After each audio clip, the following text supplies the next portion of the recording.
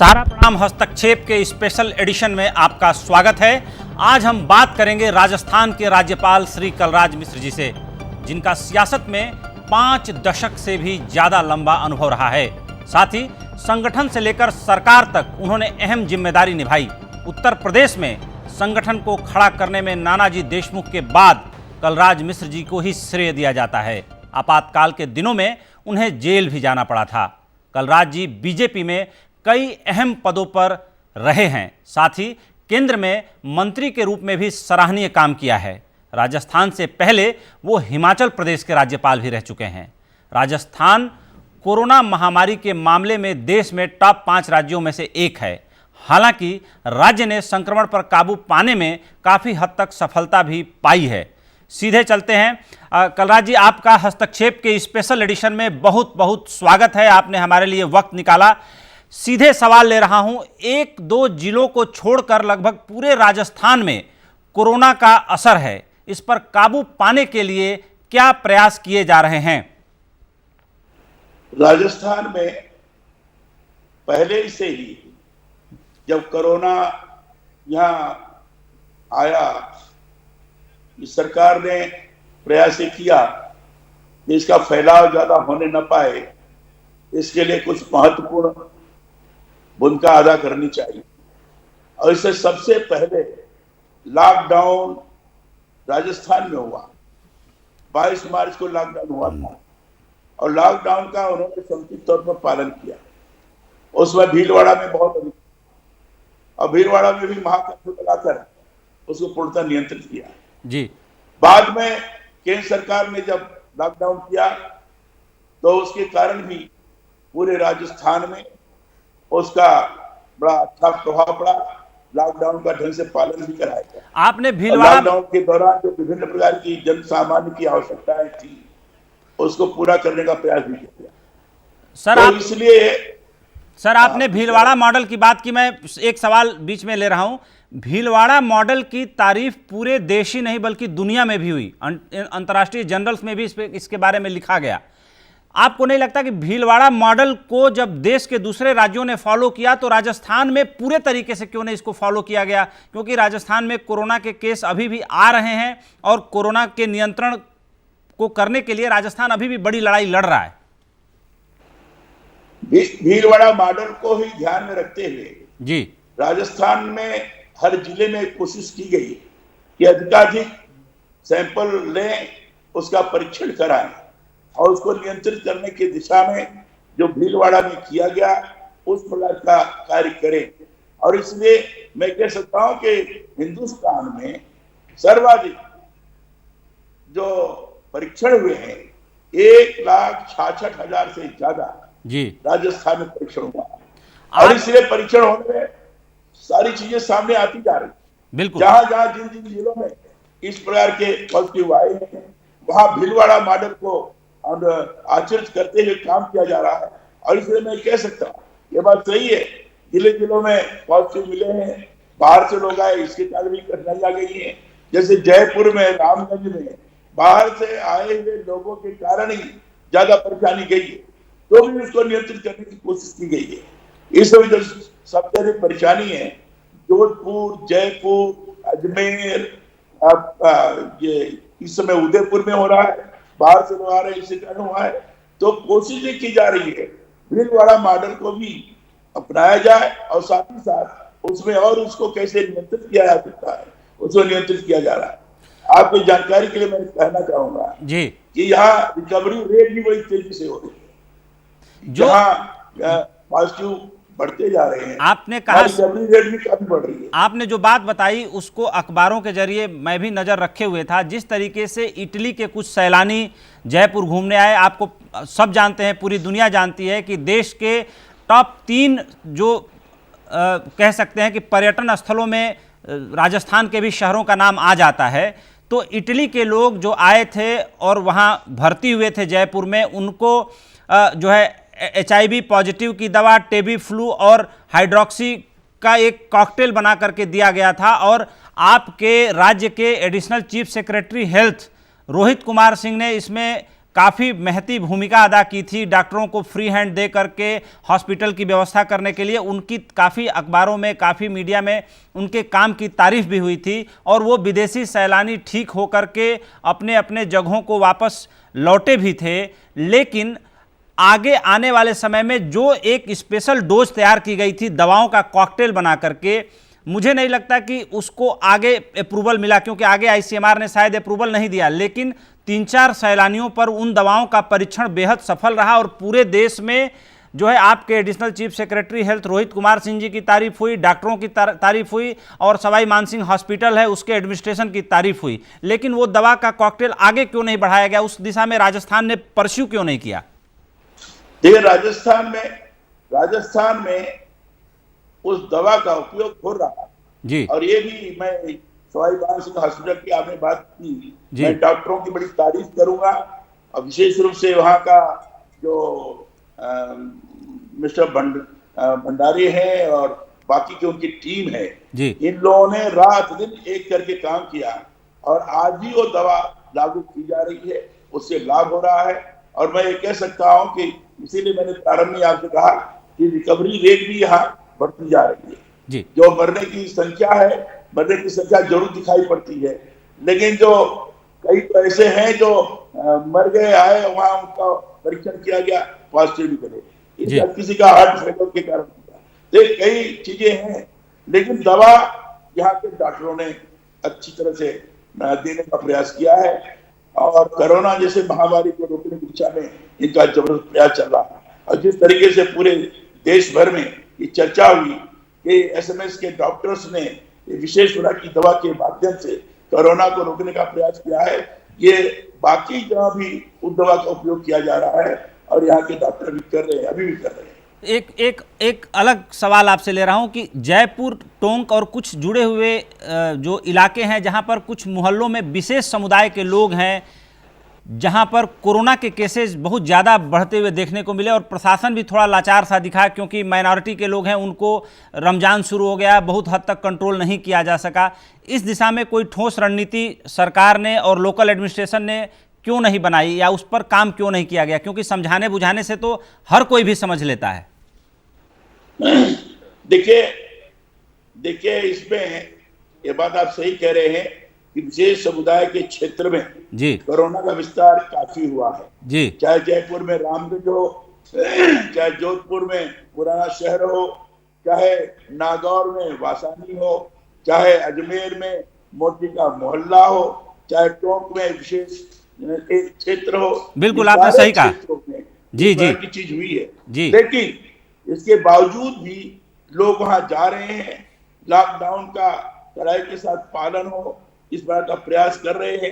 ये बात सही है कि 2-3 जगह हमारे पुलिस के साथ, जो पैरामेडिकल के लोग हैं उनके साथ, जो टीम है परीक्षण लेने जा रही उनके साथ कुछ लोगों ने बदसलूकी की थी, लेकिन उसको भी लगातार प्रशासन के सक्रियता के माध्यम से ठीक करने की कोशिश की गई है। कई जगह लोग लॉकडाउन का समुचित तौर पर पालन नहीं किया, इसके कारण फैलाव ज्यादा बढ़ गया। रामगंज में थोड़ी बहुत बात हुई, अजमेर में भी ये चल पड़ी थी और अभी जो जोधपुर में मैंने बात की थी वहां के प्रशासन ने बताया कि पुराने शहर में इतनी घनी आबादी है कि घनी आबादी के कारण लॉकडाउन को जो प्रभावी तौर पर पालन करना चाहिए वो नहीं हो पा रहा है, तो इसके कारण भी दिक्कत हुई। अगला सवाल ले रहा हूं, उसको भी ठीक करने का प्रयास कर रहे हैं। जी जी जी, अगला सवाल ले रहा हूं। अचानक ऐसा क्या हुआ कि शुरुआती दौर में राजस्थान में स्थिति पूरे नियंत्रण में दिख रही थी, लेकिन बाद में यहां केस एक के बाद दूसरे राज्यों की तुलना में ज्यादा तेजी से बढ़ने लगे? इसके पीछे की क्या वजह आप मानते हैं? जो बाहर से लोग आए उसके कारण हुआ। जैसे रामगंज में ज्यादा बढ़ा तो रामगंज में ओमान से कुछ सज्जन आए थे और उनके कारण वो कई जगह मिले जुले और उनके कारण रामगंज में ज्यादा फैलाव हो गया। इसी ढंग से अब नागौर में जो मैंने आपको बताया, नागौर में भी वासानी क्षेत्र में बाहर से लोग आए जो काम करते हैं एक कस्बे विशेष में, वहां उसके कारण ज्यादा संक्रमित हुआ। अजमेर में भी मोदी का जो मोहल्ला है दरगाह शरीफ के पास, उसमें भी बाहर से आए, उसके कारण भी ज्यादा प्रभावित तौर पर हुआ। बांसवाड़ा में कुशलगढ़ का क्षेत्र है, वहां भी बाहर से आए उसके कारण फैलाव ज्यादा हो गया। इस समय उदयपुर में बहुत तेजी से चल रहा है, उदयपुर में बाहर से लोग आए, उसके कारण फैलाव ज्यादा हुआ। लोगों की कोशिश की जा रही है। टोंक में जो आपने कहा, टोंक में भी बाहर से ही आए जो जमाती उसके थे, अधिकांशतः यही सब लोग रहे। बाहर से आने के कारण टोंक में एक विकराल स्वरूप धारण कर दिया। तो जिन जिन स्थानों पर कोटा में जो हमने पता किया, समुदाय विशेष के अंतर्गत ही बाहर से कुछ लोग आए थे, उसके कारण कोटा में बड़ी तेजी के साथ फैलाव हुआ। तो ये दुर्भाग्यजनक कहा है कि बाहर से आने के कारण इसका संक्रमण हुआ, लेकिन उसको नियंत्रित करने की दिशा में प्रभावी तौर पर लॉकडाउन का पालन कराने की दिशा में काम भी किया गया, और इसका परिणाम ये हो रहा है कि क्रमशः नियंत्रित करते जा रहे हैं। और एक जरूर राजस्थान में लोगों ने अनुभव किया, मुख्यमंत्री से मेरी वार्ता होती है, ये अनुभव किया गया कि जितना अधिक से अधिक सैंपल लिया जाएगा उतना इस बीमारी को नियंत्रित करने में हमें सुविधा होगी, और इसे अधिक से अधिक रैंडमली सैंपल नहीं आएंगे। सर आपसे अगला सवाल ले रहा हूं के साथ साथ हम नियंत्रण भी करते जा रहे हैं। जी, कोटा की बात आपने की। कोटा शहर राजस्थान के लिए एक प्राइड सिटी बन गया है। जिस तरीके से वहाँ एजुकेशनल हब बना है और देश के हर कोने से बच्चे वहाँ आईआईटी के प्रिपरेशन के लिए आते हैं, ऐसे में पूरे देश के अन्य राज्यों के लिए भी कोटा एक ऐसा शहर रहा जहाँ सबने अपनी बसेज भेजी, हर आदमी ने अपने बच्चों को वहाँ से निकालने की कोशिश की। ऐसे में राजस्थान सरकार ने भी सहयोग दिया, लेकिन कोटा में मान लीजिए कुछ ऐसे बच्चे भी होंगे जो वहाँ पे बचे होंगे, जो नहीं जा पाए होंगे, अभी भी वहाँ रुके होंगे। मैं ये जानना चाहूँगा कि राज्य सरकार ने वहाँ जो लोग अभी भी हैं या जो पीछे के दिनों में थे, 10 दिन 5 दिन फिर बाद में उनको एविक्यूएट करके निकाल लिया गया, राज्य सरकार ने विशेष क्या कुछ इंतजाम कोटा में किया था ताकि जो वहाँ लोग रह रहे हैं उनकी विश्वास बहाली रहे, उनका सरकार नामक संस्था पे भरोसा रहे, और कम से कम ये तो फील करें कि हम राजस्थान में हैं तो यहाँ राजस्थान सरकार है? देखिए, इसमें कोटा में जैसे मैंने आपको बताया जी कि कोटा में एक विशेष मोहल्ला है जी, बस्ती है, उस बस्ती में ही इसका ज्यादा प्रचार प्रसार हुआ जी, और इसलिए आपने देखा होगा जी कि कोटा में हजारों की संख्या में बाहर से आए हुए छात्र शिक्षा ग्रहण करते हैं। उनके ऊपर कोई असर नहीं, क्योंकि उस क्षेत्र विशेष में इसकी बढ़ोतरी हो रही थी, इसलिए लोगों के मन के अंदर भय का वातावरण निर्माण हुआ। इसलिए वहां के विद्यार्थियों ने अपने घर की तरफ जाने की इच्छा व्यक्त की, भेजा गया, कुछ लोगों को, काफी लोगों को भेजा गया, लेकिन उनमें से कोई संक्रमित नहीं हुआ। बिल्कुल, संक्रमण कोई क्षेत्र विशेष नहीं था, लेकिन उसको रोकने की लॉकडाउन ही प्रमुख चीज है, पालन करवाने का प्रयास किया जा रहा है। लोगों को कहा भी जा रहा है घर में रहो, लोगों से कहा जा रहा है सोशल डिस्टेंसिंग मेंटेन करो, लोगों से कहा जा रहा है मास्क लगाओ, ये सारी चीजें कराने की कोशिश की जा रही है। अब मैं समझता हूं कि इसके कारण लाभ हो रहा है। कोशिश ये भी की जा रही है कि जिस क्षेत्र में इस वजह से फैलाव है उसको प्रभावी तौर पर कर्फ्यू लगाकर इस तरीके से कर दिया जाए कि बाहर से लोग आ भी न सके और यहाँ से कोई जा भी न सके। ये करने का प्रयास किया जा रहा है, बिल्कुल किया जा रहा है। बिल्कुल। आईसीएमआर ने जयपुर के बाद जोधपुर के राजकीय मेडिकल कॉलेज को प्लाज्मा से इलाज करने के ट्रायल की अनुमति दी। बाकी मेडिकल कॉलेजों में भी इसकी अनुमति लेने के निर्देश मिले हैं। इस दिशा में अब तक जो प्रक्रिया आगे बढ़ी है उसके बारे में आपकी कोई सरकार के अधिकारियों से या सीएम से या डॉक्टरों से कोई बातचीत, कोई जानकारी आपने ली? हाँ, मैंने एसएमएस के डॉक्टर टाटा भंडारी हैं जो प्रिंसिपल है वहाँ के जी, उनसे मैंने वार्ता किया जी, और उन्होंने कहा कि प्लाज्मा थेरेपी लाभकारी हो सकती है, हम करने जा रहे हैं। रोहित कुमार सिंह जी का नाम लिया आपने, मेरी रोहित कुमार सिंह जी से बात हुई थी। जी जी जी, उन्होंने कहा कि प्लाज्मा थेरेपी हम प्रारंभ करने जा रहे हैं और मुख्यमंत्री से जी बात हुई। मेरी लगभग लगातार वार्ता होती रहती है। मैं भी जिलों में फोन के माध्यम से, दूरभाष के माध्यम से वहाँ के कलेक्टर से, वहाँ के अधिकारियों से, वहाँ के विधायकों से, वहाँ के एमपी से, सबसे बात कर रहा हूँ और वहाँ से भी फीडबैक मिल रहा है और उस फीडबैक के आधार पर मेरी मुख्यमंत्री से वार्ता भी होती है। जाहिर सी मैं अपनी बात बताता हूँ, उनको जानकारी भी होती है, वो भी बताते हैं जी, तो आपस में इंटरेक्शन चलता है और इस इंटरेक्शन के आधार पर मेरे द्वारा से क्या सुझाव है, उनके तरफ से क्या हो रहा है, ये वो बताते हैं। उसका लाभ प्राप्त हुआ है और इसलिए मैं कह सकता हूं, ये बात सही है कि दिखने में तो ज्यादा संख्या दिख रही है, लेकिन रिकवरी उसी तरीके से तेजी के साथ हो रही है, ये मैं कह सकता हूं। तो अगर मैं आपसे सवाल पूछूं कि आपके अनुभवों का पूरा लाभ अशोक गहलोत जी और राज्य प्रशासन उठा रहा है? देखिए, मेरा अनुभव, क्योंकि मैं लगातार क्षेत्र में काम करता रहा हूं जी, संवेदनशील होने के नाते इस तरह की महामारी के आने के पश्चात मैं अपने को रोक नहीं पाता हूं जी, और जी, इसलिए सब तरह संपर्क स्थापित करते हुए मुख्यमंत्री से खुलकर बात करता हूं। जी, मेरी मुख्यमंत्री में आपस का सामंजस्य बड़ा प्रभावी है। बिल्कुल, सभी, किसी मंत्री से बात करनी पड़ती है तो मंत्री से बात करता हूं। सब लोगों का मेरे प्रति भी सहयोग का भाव रखा है और मैं लगातार उनको सहयोग देने का प्रयास करता हूं। भारतीय जनता पार्टी के लोगों से भी वार्ता होती है, उन नेताओं से भी चर्चा चलती है और वो भी इस बात से सहमत होते हैं कि जहां कमियां हैं उसको बताकर उसको कैसे दूर किया जा सके, ये करने का प्रयास भी होता है। तो सब मिलाकर सब लोग एकजुट होकर काम करने का प्रयास कर रहे हैं। हमने मुख्यमंत्री से भी आग्रह किया, मुख्यमंत्री जी ने इस बात को स्वीकार भी किया है। केंद्र के द्वारा मिला सहयोग और केंद्र के द्वारा किया गया कार्य, राज्य के द्वारा किए गए कार्य के साथ सामंजस्य बढ़ाकर कैसे उसको ठीक किया जाए, जैसे जिससे महामारी को हम नियंत्रित कर सके, ये भी हो रहा है। तो हर प्रकार से कोशिश ये की जा रही है कि जनता को दिखाई पड़े कि महामारी के दौरान एकजुटता बनी हुई है। बहुत अच्छी बात कही सर आपने, और ये तो व्यक्ति व्यक्ति पे निर्भर करता है। आप जैसा सदाशय व्यक्ति, शीलवान व्यक्ति रहे तो जाहिर सी बात है ये चीज़ वहाँ अच्छी ही होगी। चीन से कई कंपनियां अपना कामकाज समेट रही हैं। इन कंपनियों को राजस्थान लाने के लिए राज्य सरकार तैयारी कर रही है। एक टास्क फोर्स भी इसके लिए काम करेगी। इसके बारे में आप तक कोई बात आई, आपने कोई चर्चा की, कोई जानकारी हासिल की? नहीं, इस बारे में न तो मेरी चर्चा हुई है जी, न मैंने इसके बारे में जानकारी की है। जी, हम जरूर छोटे छोटे उद्योगों के बारे में जरूर चिंतित हैं, जी, ताकि वो छोटे उद्योग करने न पाए।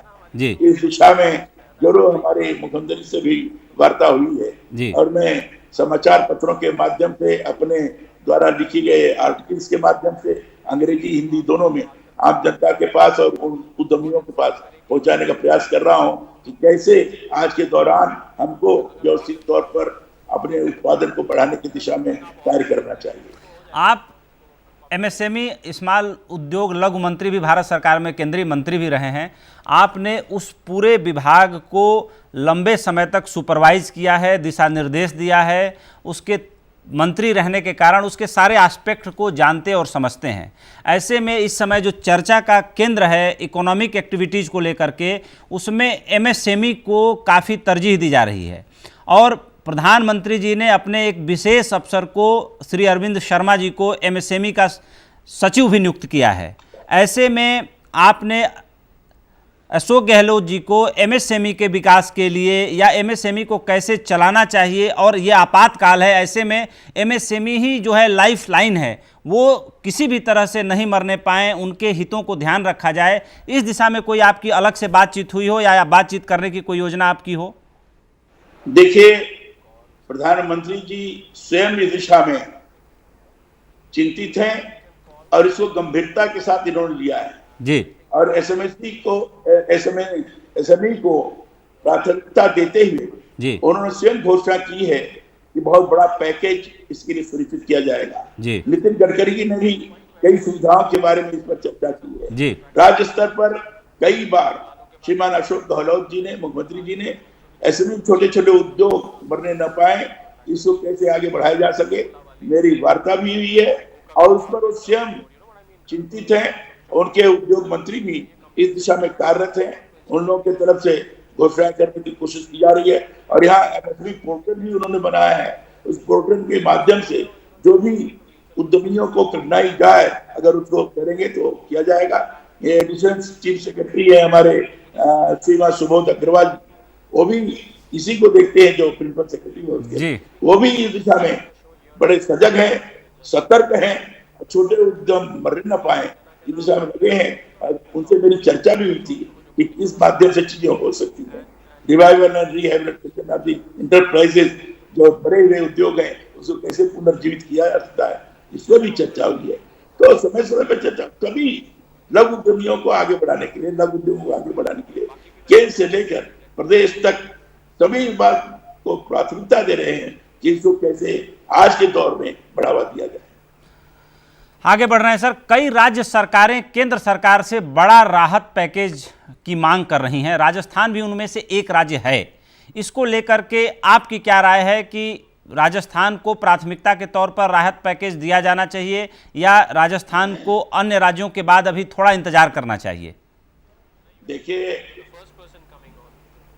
इस कोविड-19 के अंतर्गत लॉकडाउन के दौरान आर्थिक दुर्दशा सभी जगह की हुई है और स्वाभाविक है सभी केंद्र की तरफ उन्मुख है। सब चाहते हैं कि हमें एक अच्छा खासा आर्थिक पैकेज प्राप्त हो और इसे राजस्थान प्रदेश भी उस दिशा में प्रयत्नशील है। ये भी अपना वार्ता कर रहे हैं। हमारी इस मामले में मुख्यमंत्री से वार्ता हुई, मुख्यमंत्री जी ने कहा कि हमने वैसा बात तो की है और वो प्रधानमंत्री से चर्चा कर रहे हैं। अब प्रधानमंत्री या भारत सरकार किस तरीके से इसको करती है उसके ऊपर निर्भर करता है। बिल्कुल बिल्कुल। राजस्थान में भी चूंकि लघु उद्योगों का एक बड़ा केंद्र है, तमाम जगहों से दूसरे राज्यों के प्रवासी मजदूर राजस्थान के भी अन्य शहरों में आते हैं और राजस्थान के भी बहुत सारे लोग दूसरे शहरों में फंसे हुए हैं। ऐसी स्थिति में चूंकि केंद्र सरकार ने भी श्रमिक ट्रेनों को चलाने की परमिशन दी, सरकार ने भी, राज्य सरकारों ने भी बसों के जरिए अपने लोगों को मंगवाया। राजस्थान सरकार ने क्या ठोस नीति बनाई? अपने लोगों को दूसरे राज्यों से वापस मंगाने के लिए बसेज भेजी गई या राजस्थान सरकार ने भी ट्रेनें चलाने की मांग की? राजस्थान सरकार ने सब जन नोडल अफसर तय कर दिए हैं जी, और हर जिले से जी उन्होंने लिस्ट भी मांगी है, लोग लिस्ट बना के दे रहे हैं, ऑनलाइन उनका रजिस्ट्रेशन भी हो रहा है और ऐसे लोग बाहर से लाए जा सके उसके लिए क्रम वाइज राजस्थान सरकार व्यवस्था करने का प्रयास कर रही है। लेकिन मेरे हिसाब से मुझे लगता है यह लॉकडाउन में क्रमशः इन प्रकार के उद्योगों को प्राथमिकता देकर उनको खोलने की भी छूट देने जा रही है। तो ऐसे समय में श्रमिकों को रहना चाहिए, ऐसा मैं समझता हूँ। लेकिन चूंकि अब काफी तो लोगों को लगने लगा है कि पता नहीं क्या होगा, कैसे होगा, अपने स्थान पर जाना चाहते हैं, तो उसके लिए राजस्थान सरकार को मुझे जानकारी प्राप्त हुई है, जो मुख्यमंत्री से वार्ता हुई है, उसके लिए अलग अलग लिस्ट हर जिले से दी जा रही है और उसके आधार पर जिन प्रदेशों में लोग हैं उन प्रदेश सरकारों से भी संपर्क स्थापित करके उनको लाने का प्रयास किया जा रहा है। लॉकडाउन 3 में राजस्थान से लगी सभी सीमाओं को सील किया गया है और ऐसी जानकारी मिल रही है कि दूसरे राज्यों से किसी तरह पहुंचे लोग सीमाओं पर भटक रहे हैं। क्या मानवीयता के आधार पर उनकी व्यवस्था के लिए कोई कदम नहीं उठाए जाने की जरूरत समझ रहे हैं आप? इस संबंध में मेरी मुख्यमंत्री से वार्ता हुई थी जी, और मुख्यमंत्री जी का ये कहना है कि जिन लोगों का जानकारी हमें है उन लोगों को जिनको अनुमति दी गई थी उन लोगों को तो ला रहे हैं। बाकी के बहुत सारे ऐसे हैं जिनके बारे में जानकारी ही नहीं है, लेकिन उन लोगों को भी लाया जाएगा, किसी को वहां भटकने नहीं दिया जाएगा, ऐसा मुख्यमंत्री से वार्ता हुई, उन्होंने बताया जी। कुछ दिन पहले तक कुल 17 लाख मजदूर अपना पंजीयन करा चुके थे। इनमें से 10 लाख मजदूर वापस राज्य आना चाहते हैं और 7 लाख मजदूर राजस्थान से जाना चाहते हैं। इस संबंध में अब तक कितनी बात आगे बढ़ी, कितने लोगों को भेजा गया, नहीं भेजा गया, इस बारे में कोई सर जानकारी आपको या कुछ बताना चाहेंगे? देखिए, इस संबंध में तो सही जानकारी सरकार ही दे पाएगी जी, लेकिन इस दिशा में इतना मैं कह सकता हूँ, शासन इसके बारे में विचार भी कर रहा है, सोच भी रहा है किस ढंग से जो बाहर हैं प्रवासी राजस्थानी उनको यहाँ लाया जाए और यहाँ से जो लोग अपने प्रदेश में जाना चाहते हैं उस प्रदेश के लोगों को बताकर जो भी वहाँ उनके प्रभारी हैं, अफसर जो है प्रभारी और यहाँ जो प्रभारी हैं, जो दोनों का समन्वय बैठा रहे हैं, उनके माध्यम से किस ढंग से किया जाए, ये बातें चल रही है। इसमें कितना होगा, क्या होगा, ये जानकारी सही तौर पर आपको राज्य सरकार ही प्रदान करती है। बिल्कुल। आगे बढ़ रहे हैं सर, राजस्थान में बड़ी संख्या में विदेशी सैलानी आते हैं। इटली के एक शख्स से ही राजस्थान में कोरोना की शुरुआत हुई। अब तक विदेशियों को लेकर के क्या कार्रवाई की गई? विदेशों के कितने लोग अभी भी राजस्थान में फंसे हुए हैं और उनकी किस तरह से निगरानी रखी जा रही है? हालांकि पहले हमने इस पर चर्चा की, लेकिन ये सवाल मैं अलग से ले रहा हूं कि जो कोई ये सूचना कि अभी तक कितने विदेशी राजस्थान में हैं या उनकी सब जगह से इवैक्यूएशन फ्लाइटें आई, सब जगह से लोग चले गए, या राजस्थान में अब कोई विदेशी नहीं है, सारे लोग जा चुके हैं? और जो एक्सपोजर का एक डर था कि फॉरेनर्स के कारण, आपने भी बोला कि सबसे ज़्यादा एक्सपोजर उनके कारण ही हुआ क्योंकि विदेशी सैलानी राजस्थान में अलग अलग शहरों में खूब आते हैं। तो अब क्या स्थिति है? अब विदेशी सैलानी हैं, निगरानी में हैं, या सब जा चुके हैं? देखिए, प्रारंभ में ये स्थिति थी जी। मुझे लगता है कि काफी मात्रा में लोग चले भी गए हैं, ठीक भी हो गए हैं। अब कुछ लोग हैं तो अपने सुरक्षित स्थान पर हैं। और ज्यादा जो परेशानी हुई, जैसे बाहर से आए, ईरान से आए, जोधपुर में, जैसलमेर में, उनके कारण भी कठिनाई गई। लेकिन उनमें से काफी लोगों को लद्दाख भेज दिया गया था, वहां से ठीक हो गए भी, तो उसमें दिक्कत गई थी। नहीं, सामान्य तौर पर जो विदेशी प्रारंभ में आए थे, जैसे इटली के बारे में आपने बताया, उनके कारण कठिनाई गई थी। प्रारंभ में आए थे, जहां जहां जिन होटल्स में रुके हुए थे वहां उनकी छानबीन भी की गई, उसको क्वारंटाइन के रूप में रखा भी गया। लेकिन अब इस समय ऐसी कोई सूचना नहीं है कि यहाँ कोई इस प्रकार है। कोरोना की वजह से राज्यों की तमाम परीक्षाएं स्थगित हो गई हैं और स्कूल कॉलेजों में पढ़ाई लिखाई बिल्कुल ठप है। इस संबंध में आगे के लिए कोई रणनीति तैयार की गई है ताकि बच्चों का कम से कम नुकसान हो और पढ़ाई आगे व्यवस्थित ढंग से चल सके? चूँकि आप सभी राजस्थान की यूनिवर्सिटियों के एक तरह से मुख्य प्रशासक हैं, चांसलर हैं, कर्ता धर्ता हैं, आप उनकी नियुक्ति, तमाम चीज़ों को स्वयं देखते हैं राज्य सरकार की अनुशंसा पर। देखिए, शिक्षा के क्षेत्र में ऑनलाइन पढ़ाई शुरू जी, और जहाँ तक विश्वविद्यालय का प्रश्न है, विश्वविद्यालय के लिए तो हमने एक टास्क फोर्स बनाया है इसी से। उस टास्क फोर्स के आधार पर हर सप्ताह में कुछ न कुछ सुझाव आते रहते हैं और उसमें ऑनलाइन सारी चीज चल रही है। ऑनलाइन रिजल्ट भी घोषित कर दिया गया है, ऑनलाइन शिक्षण की व्यवस्था भी की जा रही है। और जो बाकी के हायर एजुकेशन का है, बाकी के हाई स्कूल और इंटरमीडिएट कॉलेजेस का है, उसमें भी ऑनलाइन और परीक्षा की दृष्टि से जब भी आवश्यक समय होगा उस समय परीक्षा की भी अनुमति प्रदान की जाएगी। लेकिन ये सारी चीजें विद्यार्थियों को नुकसान न हो, इस बात को ध्यान में रखकर ऑनलाइन शिक्षा देने का प्रयास किया जा रहा है। आगे सवाल, राजस्थान देश के उन टॉप 5 राज्यों में शामिल है जहां सबसे ज़्यादा मरीज संक्रमित हैं, लेकिन इसके साथ ही ठीक होने वाले मरीजों का अनुपात भी राजस्थान में सबसे बेहतर है। इस बारे में आप क्या कहना चाहेंगे? कितना अच्छा हेल्थ इंफ्रास्ट्रक्चर है राजस्थान का? देखिए, मैंने प्रारंभ में ही कहा जी, तो संख्या ज्यादा दिख रही है जी, वो इसलिए दिख रही है कि 1,66,000 लोगों का सैंपल लिया गया जी, जी, और उसमें से बराबर जो टेस्ट हो रहे हैं स्वाभाविक है संख्या बढ़ेगी जी, और संख्या चूंकि सामान्य रूप से संख्या बढ़ी है, लक्षण मिल रहा है, तुरंत उसको अलग उनको रखा जाए, आइसोलेशन में रखा जाता है और वो जल्दी ठीक हो जाते हैं। और इसी का नतीजा है कि रिकवरी बड़ी तेजी के साथ हो रही है।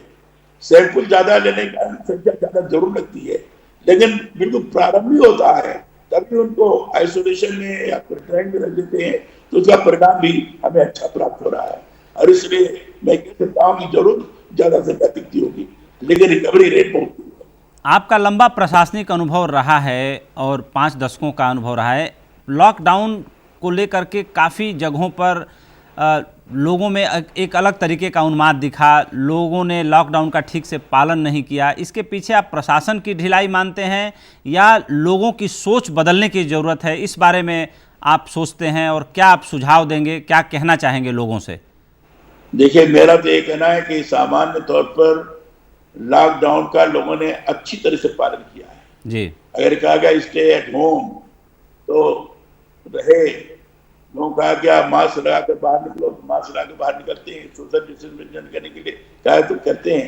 हाँ, कुछ स्थानों पर जब छूट दे दी गई या दुकान खोल रही है, आज ऐसा हो रहा है, तो कई स्थानों पर लोग बड़े एकाएक निकलने के कारण ये जो लॉकडाउन का मापदंड है वो गड़बड़ हो गया। लेकिन प्रशासन ने उसको नियंत्रित करने की कोशिश की है और काफी मात्रा में उसको नियंत्रित किया है। मेरा मानना है कि लॉकडाउन का जितना प्रभावी तौर पर पालन होगा उतना ही हम कोरोना जैसे महामारी को रोक सकने में सक्षम होंगे। आपका यूपी से गहरा नाता है, उत्तर प्रदेश में भी सबसे ज़्यादा, जो उत्तर प्रदेश है सबसे ज़्यादा प्रभावित राज्यों में से एक है, वहाँ सरकार की ओर से उठाए गए कदमों को लेकर आप क्या कहना चाहेंगे कि उत्तर प्रदेश में योगी सरकार कितना बढ़िया से कोरोना से निपट रही है और कितना और अच्छा कुछ करने की ज़रूरत आप महसूस करते हैं? मुझे लगता है कि मुख्यमंत्री श्री योगी आदित्यनाथ जी बड़े प्रभावी तौर पर अपनी टीम के साथ मिलकर विचार करते हुए वहाँ जो कदम उठा रहे हैं उसका कोरोना को रोकने में बहुत बड़ी मदद मिल रही है। लॉकडाउन का भी उनकी तरफ से बड़े प्रभावी तौर पर पालन कराया जा रहा है। जो प्रवासी उत्तर प्रदेश के हैं, बाहर हैं, श्रमिक हैं, उनको लाने की व्यवस्था की गई है। कोटा में जितने छात्र थे उन छात्रों को लाने की व्यवस्था की गई, लेकिन जिनको भी लाया गया मुझे जानकारी मिली है कि सबको क्वारंटाइन में रखा गया। भले ही गांव के पास पहुंचते होंगे तो वहां भी हाई स्कूल है, प्राइमरी स्कूल है, गांव के बाहर क्वारंटाइन में रखा गया और इससे इसका अच्छा परिणाम मिला है। और इसलिए मैं कह सकता हूँ उत्तर प्रदेश सरकार जो काम कर रही है अच्छा कर रही है, निश्चित रूप से उसके कारण कोरोना को रोकने में सफलता प्राप्त होगी।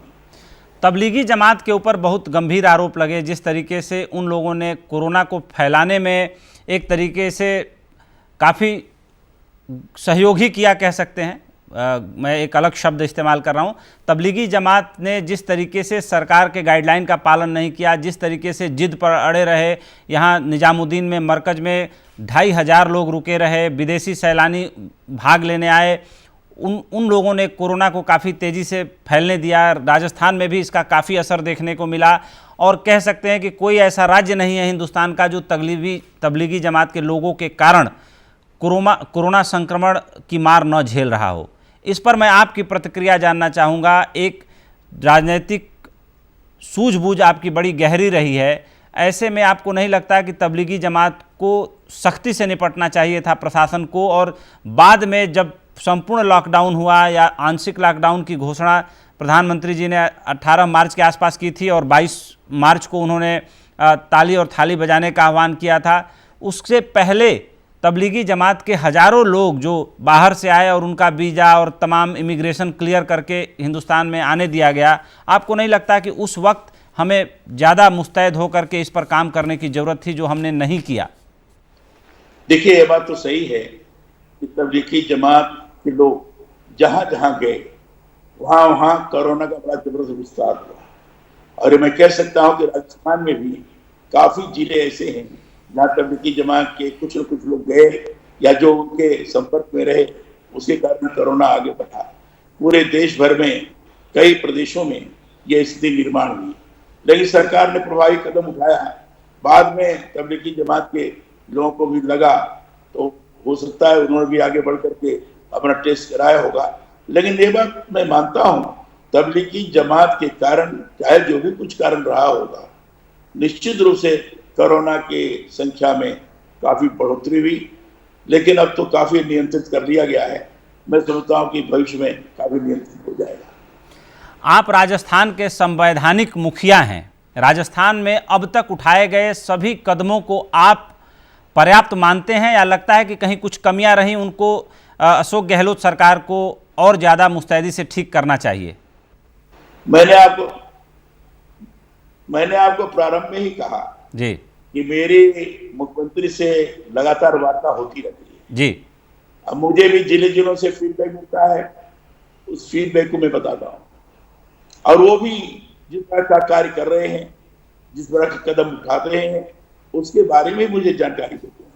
मैं कह सकता हूँ कि सामान्य तौर पर जो भी राज्य सरकार के द्वारा कदम उठाए गए हैं वो कोरोना के रोकने में बड़े ही सफल हुए हैं।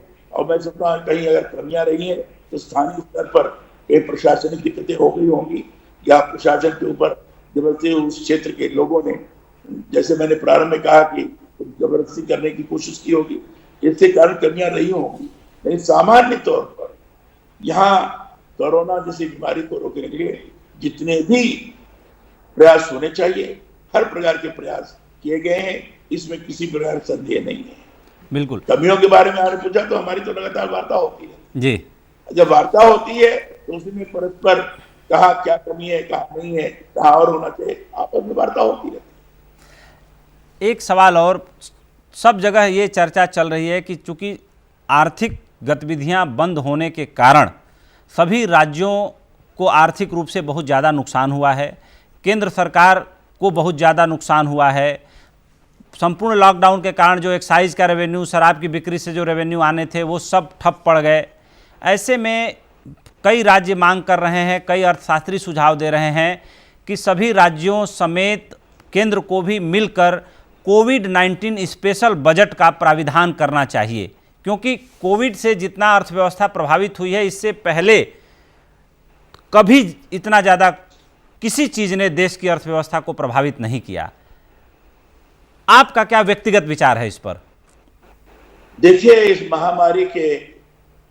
महामारी के आने के पश्चात जब पूरे देश भर में लॉकडाउन हुआ, उसके पहले भी और लॉकडाउन के बाद भारत के प्रधानमंत्री ने सभी मुख्यमंत्रियों से समय समय पर वार्ता की है जी, लॉकडाउन के बारे में वार्ता की है जी, और व्यवस्था के बारे में वार्ता की, और आज भी वार्ता कर रहे हैं 3 बजे से, करते जा रहे हैं, लगातार वार्ता करते जा रहे हैं जी, आज भी 3 बजे से वार्ता होने वाली है। जी, जी, तो वो वार्ता करने के बाद राज्य सरकारों से और केंद्र सरकार अपने जो मंत्रिमंडल से वार्ता करने के बाद आर्थिक स्थिति को कैसे सुधारा जा सकता है, इस पर निश्चित रूप से वो लोग अपना कोई न कोई आगे योजना बनाएंगे और ऐसी योजना बनाएंगे कि आज के इस कोरोना महामारी के अंतर्गत कैसे हम व्यवस्था को ठीक कर सकते हैं, इस बात की चिंता लोग कर रहे हैं। एक आखिरी सवाल ले रहा हूं, चूंकि इंटरव्यू के हम लोग आखिरी चरण में पहुंच चुके हैं। 5 दशक से ज़्यादा का राजनीतिक अनुभव आपका रहा है, सामाजिक जीवन रहा है, लोगों से ग्रॉस रूट से आप जुड़े रहे हैं। आपका दरवाज़ा 24 घंटे सबके लिए खुला रहता है। हमेशा जब आप सार्वजनिक जीवन में थे, अब आप सब संवैधानिक कुर्सी पे हैं। राजनीति कितनी बदल गई है। आपने अटल जी का भी दौर देखा, आडवाणी जी अटल जी का दौर देखा, आपने भारतीय जनता पार्टी को अस्तित्व में आते हुए देखा, आप इमरजेंसी में जेल भी गए, आप जनसंघ में भी रहे। तब से लेकर के अब तक राजनीति कितनी बदल गई है, ये आपके मुंह से जरूर लोग जानना और सुनना चाहेंगे, इसलिए मैं आपसे सवाल पूछ रहा हूं। देखिए, राजनीति की कुछ मान्यताएं होती हैं, मर्यादाएं होती हैं जी। उस मान्यताओं और मर्यादाओं को समय के अनुरूप पहचान कर उसको स्थापित रखते हुए जी, कैसे राजनीतिक मूल्यों को हम बरकरार रखें और कैसे राजनीति के माध्यम से जो सुव्यवस्था होने जा रही है, जन कल्याणकारी कार्य होते जा रहे हैं, आम जनता को लाभान्वित करने का प्रयास हो रहे हैं, उसके अनुरूप योजना बनानी चाहिए। आज 10 वर्ष पहले, 15 वर्ष पहले कुछ और व्यवस्था रही होगी, लेकिन आज एक ऐसी स्थिति है जो सामूहिक रूप से मिलकर सबको साथ में जुड़कर इस व्यवस्था को आगे बढ़ाना चाहिए। उस दिशा में नेतृत्व अपना काम कर रहा है। लेकिन क्योंकि राजनीति में पक्ष विपक्ष हमेशा रहा है, तो विपक्ष जैसा अपनी बात सुनता है, पक्ष जैसा समझता है, दोनों परस्पर मिलकर करने की जो कोशिश करना चाहिए, करने की कोशिश भी करते हैं।